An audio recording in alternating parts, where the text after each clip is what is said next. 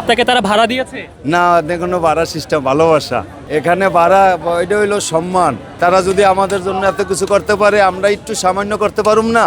সম্মানের মালিক আল্লাহ, এটা কেউ কখনো ভাবে আল্লাহ তাআলা কারে কোন জায়গায় কিভাবে সম্মান দান করে? নাহলে কত গাড়ি আসিল, আমার গাড়িতে উঠলো কেন, আমার চশমা দিল কা, গামছা দিল কা। এটা গৌরব, এটাতে বোঝা যাইতে আছে সে আমাদের পাশে সব সময় আছে, থাকবো। দর্শক, আজকে এনসিপি মুখপাত্র আসিফ মাহমুদ সজীব ভুইয়া এই রিক্সাওয়ালা মামাকে পেছনে বসিয়ে তিনি এই রিক্সার প্যাডেল ঘুরিয়েছেন। এমনকি আমি যদি বলি, এনসিপির উত্তরাঞ্চলের সমন্বয়ক সার্জিস আলম তার গলা থেকে একটি গামছা খুলে মুরব্বীর গলায় দিয়ে দিয়েছেন।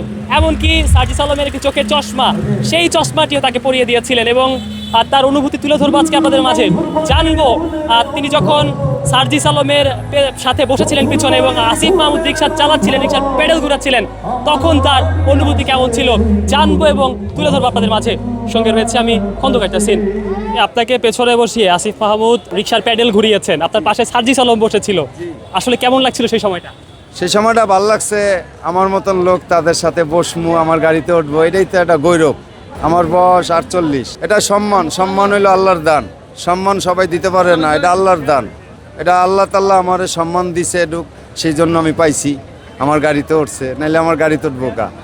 আর আমাদেরকে সে তো ভালোবাসে, ভালোবাসাতে কি তো আমাদেরকে নিয়ে আসে। এটা গৌরব, এটাতে বোঝা যাইতে আছে সে আমাদের পাশে সব সময় আছে, থাকবো। দেখেছিলাম সার্জিস আলম তার গলা থেকে গামছা খুলে আপনার মাথায় পরিয়ে দিয়েছেন এবং তার চশমাটিও আপনার চোখে দিয়েছিলেন। হ্যাঁ, আমারে সম্মান করছে। আমিও তার জন্য দোয়া করি, সকলের জন্য দোয়া করি। আল্লাহ যে তাদেরকে ভালো রাখে, তাদের উসিলায় সবাই মিলে দেশটা যেন সুন্দরভাবে গড়াইতে পারে। না, কখনো ভাবি নাই। সম্মানের মালিক আল্লাহ, এটা কেউ কখনো ভাবে আল্লাহ তাআলা কারে কোন জায়গায় কিভাবে সম্মান দান করে? এটা সম্মান। নাহলে কত গাড়ি আসিল, আমার গাড়িতে উঠলো কেন, আমার চশমা দিল কা, গামছা দিল কা।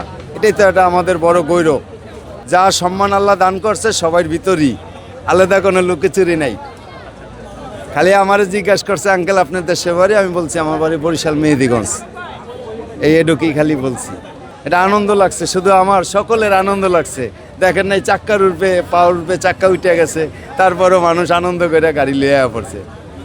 সেটাই রিক্সাটা এই জায়গার তো লইয়া এই সোনাইয়া সেরাটনের সামনে দিয়া ঘুরিয়া বাংলা মোটর হইয়া এই জায়গায় আসছি। আবার এখানে বসে রয়েছি। এখানে অনুষ্ঠান তো শেষ হয় নাই। অনুষ্ঠান শেষ হইলে আল্লাহ ছেলে চলে যাবো। আপনাকে তারা ভাড়া দিয়েছে? না, কোনো ভাড়া সিস্টেম, ভালোবাসা। মানে আপনি তাদের কাছ থেকে ভাড়া নেবেন না? এখানে ভাড়া, এটা হইলো সম্মান। আর এখানে কোনো ভাড়া সিস্টেম নাই, এটা হইলো ভালোবাসা। তারা যদি আমাদের জন্য এত কিছু করতে পারে, আমরা একটু সামান্য করতে পারুম না? এটা কি টাকার বিনিময় হয়? যে এটা আমার নিজের গাড়ি, আমি যতটুক চালানের অতটুক আমি চালাইতে পারি, আমি চালাই অতটুক। যে আমি চালাই আইছি না, গাড়ি চালাই তারপরে এনে আইছি, তখন শুনলে ভালো লাগবো, সকলেরই ভালো লাগবো, সকলেরই ভালো লাগবো।